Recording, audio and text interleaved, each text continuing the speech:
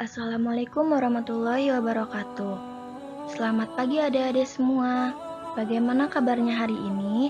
Sudah siapkah untuk belajar? Harus sudah siap ya, karena belajar adalah suatu kewajiban bagi setiap umat muslim. Karena banyak sekali manfaat yang didapatkan ketika kita belajar.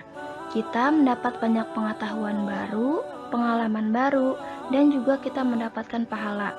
Kemudian, kita juga akan dimudahkan jalan menuju ke surga Allah Subhanahu wa Ta'ala. Amin.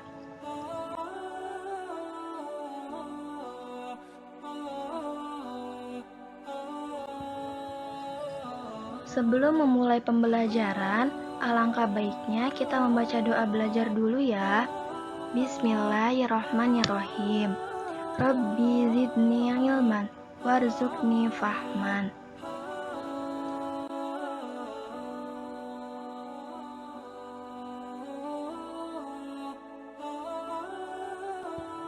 Materi pelajaran kali ini adalah tentang taat, ikhlas, khauf, dan taubat.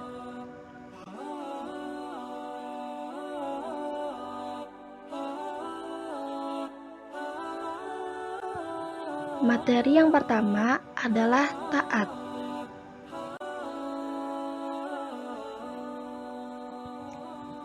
Apa itu taat?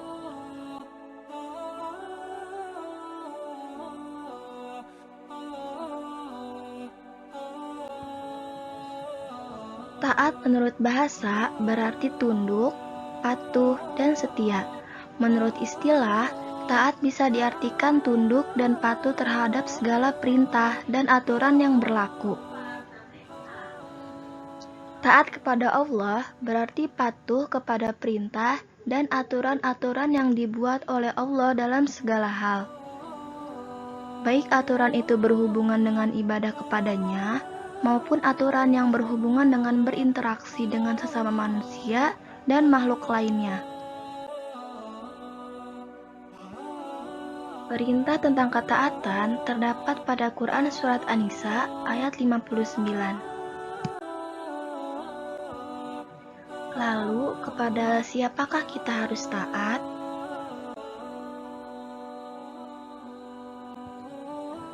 Yang pertama adalah taat kepada Allah Subhanahu wa Ta'ala. Seorang Muslim, taat kepada Allah adalah yang paling utama, dan ketaatan kepada Allah ini bersifat mutlak, tanpa ada keraguan dan tidak ada tawar-menawar dalam segala aspek kehidupan.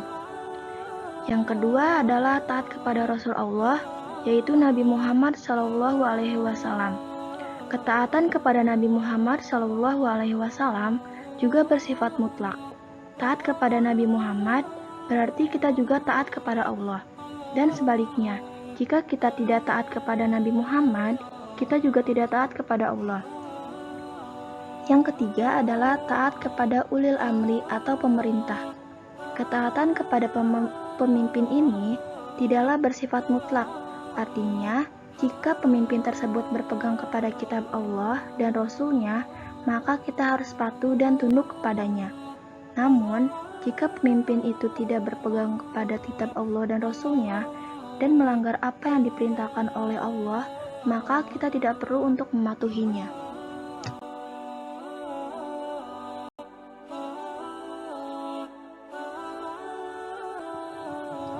Materi yang kedua adalah ikhlas. Apa itu ikhlas?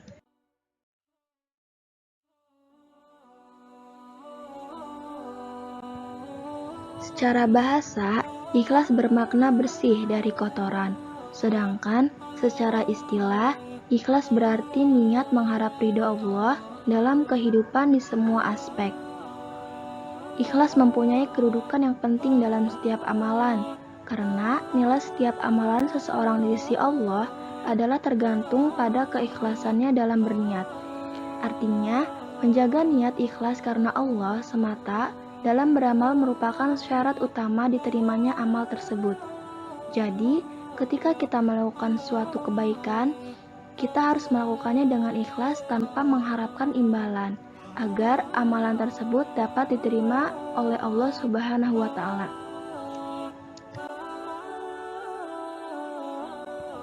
Perintah untuk selalu menjaga niat ikhlas terdapat pada Quran Surat Al-An'am ayat 162.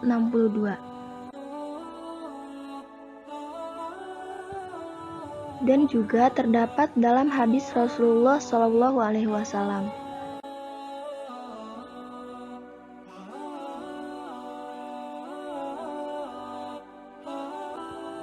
Materi yang ketiga adalah khauf.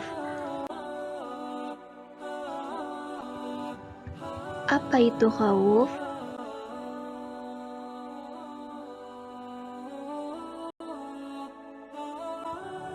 Secara bahasa, khauf berasal dari bahasa Arab yang berarti takut, resah, khawatir, dan cemas.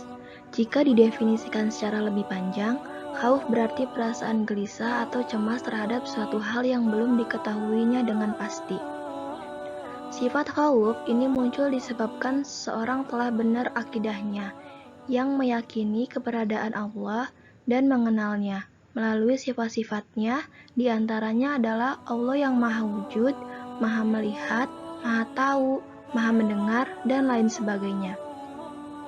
Dengan begitu, karena mengenal Allah dengan baik, dia akan senantiasa merasa diawasi dan akan senantiasa dimintai pertanggungjawaban atas segala yang dia lakukan. Lebih mudahnya, berarti semakin seseorang mengenal Allah, maka semakin besar pula sifat khauf terhadapnya. Berkaitan dengan sifat khauf, terdapat dalam hadis Rasulullah SAW. Sebenarnya, ada satu akhlak mulia lagi yang mengikuti khauf yang harus kita miliki, yaitu raja. Secara bahasa, raja berarti harapan atau cita-cita, sedangkan menurut istilah ialah bergantungnya hati dalam meraih sesuatu di kemudian hari. Raja merupakan ibadah yang mencakup kerendahan dan ketundukan. Tidak boleh ada kecuali mengharap hanya kepada Allah. Memalingkannya kepada selain Allah adalah kesyirikan, bisa berupa syirik besar ataupun syirik kecil, tergantung apa yang ada dalam hati orang yang tengah mengharap.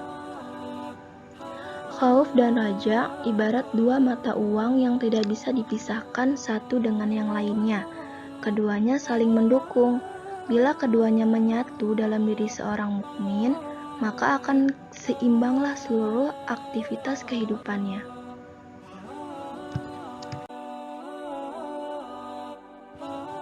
Berkaitan dengan sifat khauf, terdapat dalam Quran Surat Al-Mu'minun ayat 57-61.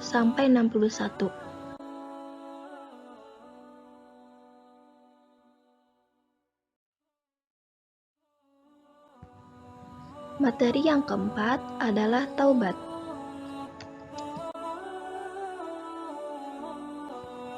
Apa itu taubat?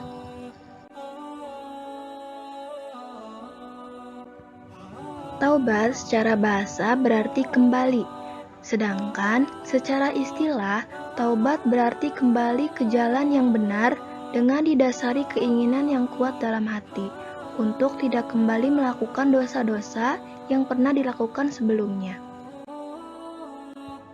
Berkaitan dengan perintah taubat, terdapat pada Quran Surat At-Tahrim ayat 8. Quran Surat An-Nisa ayat 48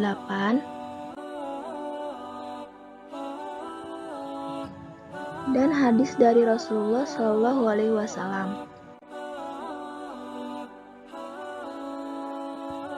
Selanjutnya adalah jenis dan syarat taubat. Jenis dan syarat taubat dibagi menjadi dua jenis. Yang pertama adalah taubat menyangkut dosa terhadap Allah. Jenis ini mempunyai 3 syarat. Yang pertama adalah meninggalkan perilaku dosa itu sendiri. Yang kedua, menyesali perbuatan maksiat yang telah dilakukan. Dan yang ketiga adalah berniat tidak melakukannya lagi selamanya.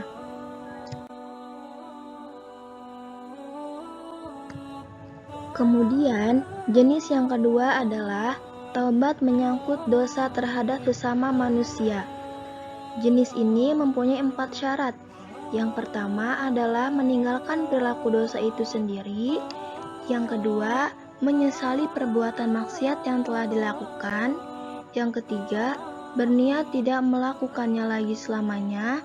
Dan yang keempat, membebaskan diri dari hak manusia yang dizalimi. Alhamdulillah, selesai sudah pembahasan pada kali ini. Sekian dan terima kasih. Wassalamualaikum warahmatullahi wabarakatuh.